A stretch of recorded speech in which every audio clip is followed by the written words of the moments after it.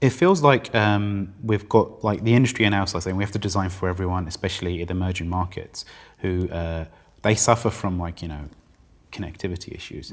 But if I'm like a business in say East London and I'm only catering for people there, it almost feels like a wasted effort to try and design for like another part of the world or another sort of community. It's like I'm spending a lot of time and energy making things as small as possible. It just seems like I'm again another thing that's restricting my design ability. It seems like every sort of innovative step in design seems to be followed by right now designers you have to do something else, which is really frustrating. I mean, it just feels frustrating. It's like responsive web design was frustrating. Like, these things are like, because we want this kind of pixel perfect world, like with really graphical, but it seems like, again, so what's, I suppose the question is, what is the point in designing for people who may not be my market? No, I take your point. Okay, I think there's two ways to cut this. Firstly, if you're designing for a global audience, well, you better think about everyone everywhere. You better think about people that are coming online for the first time in these regions where huge numbers of people, the largest numbers of people are coming online now. The second approach is where you've got like a local product, something like a restaurant site, whatever. Well, actually, designing is really going to be done in the same way as you would do for those people anywhere. So you need to think about data cost and flaky connectivity, offline, all those things. It's the same principles of design. It doesn't matter where you're designing for. It's those same principles that you need to cover. So it's really that attitude. It's not about designing for emerging markets. It's learning from those contexts and then applying that to web design everywhere. So what do you think about the restrictions? I mean, because I know you've in the past, you've worked for like the traditional print, old school. That's right. So you have like a very good, strong typesetting background as well. Yeah, sure. I mean, I used to, for many years, I worked as a typesetter, worked with a great design team at a record company, and I think one of the things I really noticed there was the way really good designers responded to constraints. You think about, I don't know, like black and white photography or duotone prints, whatever. They're responses to restrictions on the medium that you're using. And we need to have the same attitude for web design. We need to be thinking about how do we respond to the real world.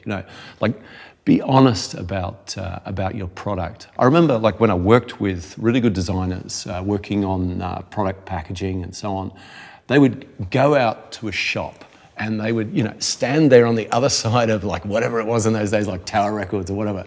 They would look at their CD and they'd go, that looked pretty good in the studio. Now from the other side of the shop, you know what? I can't see what it is. Yeah, so designing in context and seeing the thing in real world. Exactly. And the web equivalent of that is you get a phone, a cheap phone, you take it out somewhere where you're not got great connectivity, you see how your website works in that context. It kind of reminds me of like when we used to design logos, one test would be to send a fax with the letterhead to see, because that's the real world. People would see and then you see how like in a dot matrix printer, how the logo looks. So, because that nice pristine thing is not necessarily the thing that's going to be produced in the real world. No, that's right. And you can do the same, like look at your stuff with throttling and Chrome DevTools, or if you can, actually use, throttled network emulation.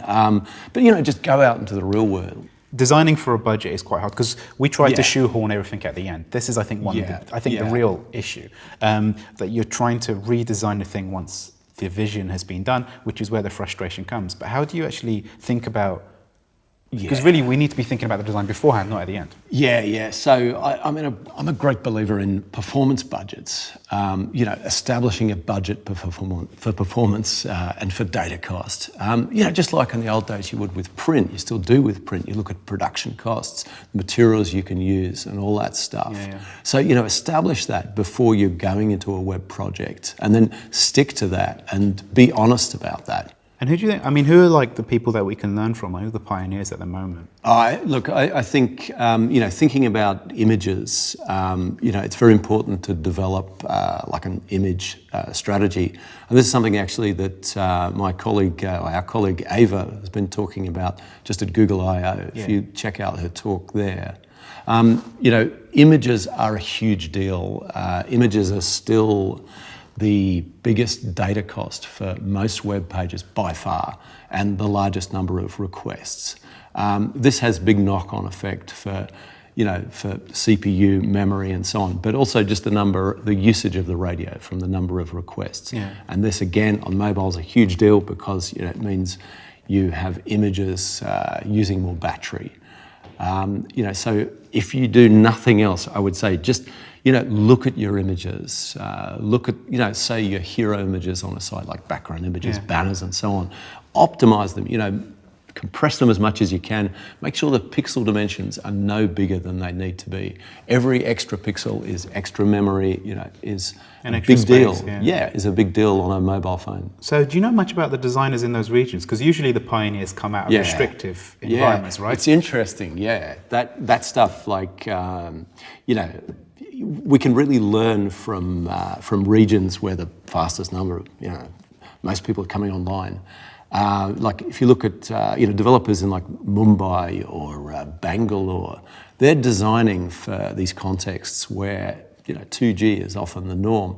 And what we've seen there, we saw this with like companies like Flipkart and Housing.com in Bangalore. They realised that they could access a much bigger audience by designing for them. Yeah. And that's really worked for them in terms of conversions. There's a business case there.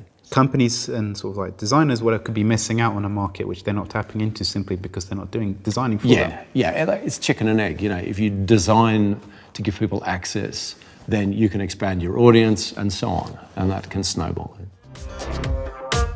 Native apps are better in this way because they're more performant and they do this. It's just like, well, no, it's just the web can do that. It's just you have to put the time and effort into it. Don't just see it as switch platforms and then all the problems are fixed.